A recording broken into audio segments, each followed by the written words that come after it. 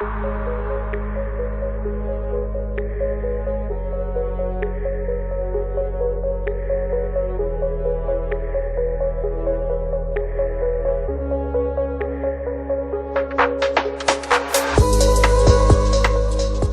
and welcome to 10 Minutes On, the podcast where I take a key story from the past week and unpack it in give or take 10 minutes. Not just what happened, but why it matters and how it fits into a bigger picture. I'm Guy Burton, I'm a researcher by background and have taught at universities across several different parts of the world. I started this podcast to make sense of major developments in politics, economics and international affairs, and to do so in a way that's concise, structured and grounded in evidence. If you find it useful, then it's worth saying at the outset. The best way to support the podcast is to follow or subscribe it on your platform and to share a rating or a review. It makes a tangible difference. The more engagement there is, the more the algorithms push it out to other listeners. And of course, sharing it with colleagues, friends, or anyone else who might find it useful helps as well. So now to this week's episode. Big tech is starting to look a lot like big tobacco. That's not just a throwaway line. It's increasingly how courts, policymakers, and the public are beginning to treat it. The core issue is the same. Companies accused of knowing their products could cause harm, failing to act on that knowledge, and continuing to prioritize profit regardless. And in the past week, that comparison has taken on real legal weight. Last Tuesday, a jury in New Mexico found Meta, the parent company of Facebook and Instagram, guilty, ordering it to pay $375 million in civil penalties. The case had begun in December 2023, following media investigations earlier that year into how child sex trafficking had taken place on its platforms.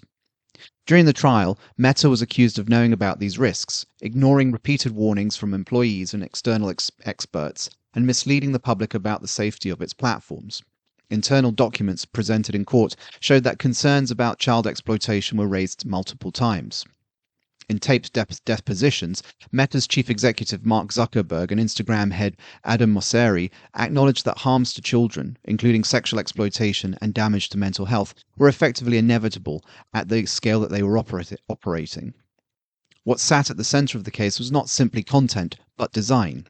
Specifically, the algorithms that drive engagement and which, the court heard, pushed users, including minors, towards sexualized material and exposure to predatory behavior. Meta has said it will appeal. Before the trial, it had tried to have the case dismissed using Section 230 of the 1996 Communications Decency Act, a provision that generally protects platforms from liability for user-generated content. But in June 2024, the judge rejected that argument. The issue, he ruled, was not content but the platform's architecture, its design and the decisions made around it. And that distinction is crucial. It opens a legal pathway that has largely been closed until now. Because the following day, Meta lost again. In Los Angeles, a 20-year-old woman won a case arguing that she had become addicted to Meta's platforms and YouTube. TikTok and Snapchat were also named but settled before the trial concluded. The court awarded her $3 million in compensation and a further $3 million in damages. Again, the focus was not on what content appeared, but on how the platforms were built to keep users engaged. Meta and YouTube have said they will appeal this ruling as well. And more cases are coming, at least 8 in the next few months. So far, Meta's approach is clear: contest, delay, and avoid setting precedent through settlement. On paper, these financial penalties are manageable, but the market reaction suggests something more serious. Within hours of the rulings, around $100 billion was wiped off Meta's market value. That's because this cuts into the core of the business model. Meta generates around $200 billion a year in advertising revenue, driven by algorithms designed to maximize user engagement. If those algorithms are found to be harmful by design, then the legal and regulatory risks escalate sharply. And this brings us back to big tobacco. In the late 20th century, tobacco companies were found to have known for decades that smoking caused serious harm. They suppressed that knowledge, misled the public, and continued to market aggressively. The result was that in 1998, a settlement with US states worth $246 billion. The parallels are not exact, but they're close enough to be uncomfortable. Public attitudes have shifted. A decade ago, social media companies were widely praised for connecting people and supporting democratic movements. Today, they are viewed far more critically, particularly for their role in misinformation, behavioral manipulation, and harm to younger users. And governments are beginning to respond. Australia passed a law in December to deactivate social media accounts for under 16s.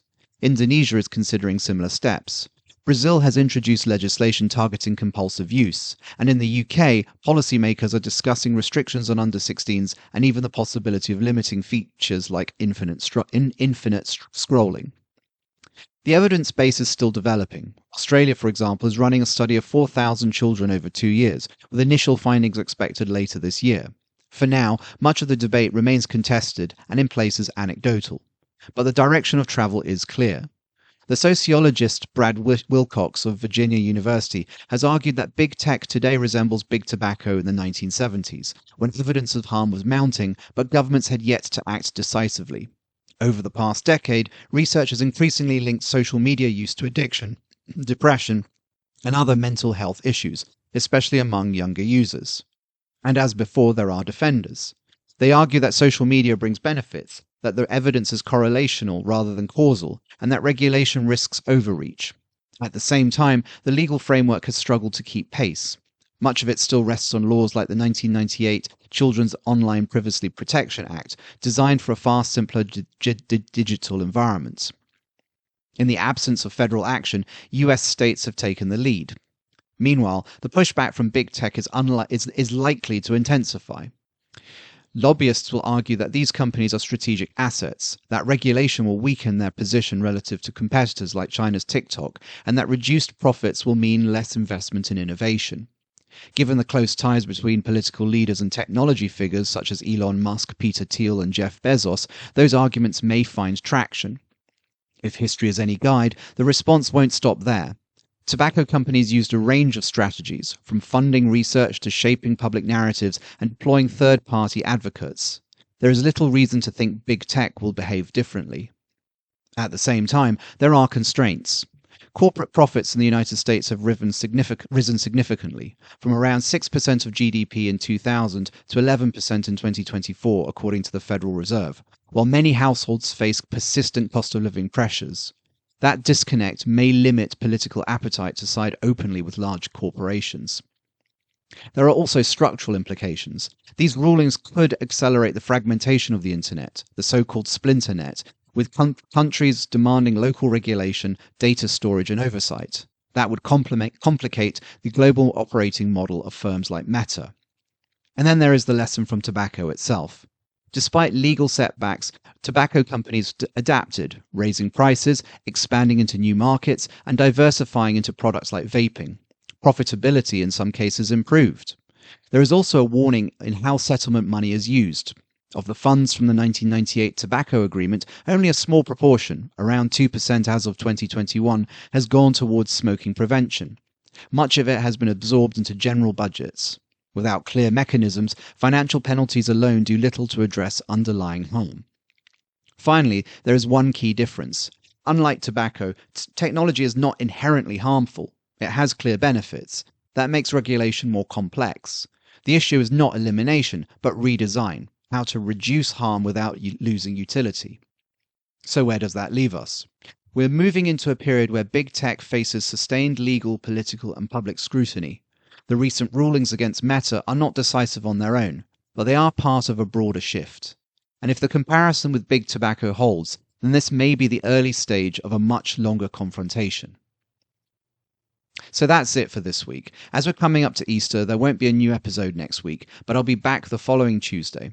In the meantime, you can explore earlier episodes, including those on AI regulation and the global supply chains behind the tech sector, which provide additional context to these issues.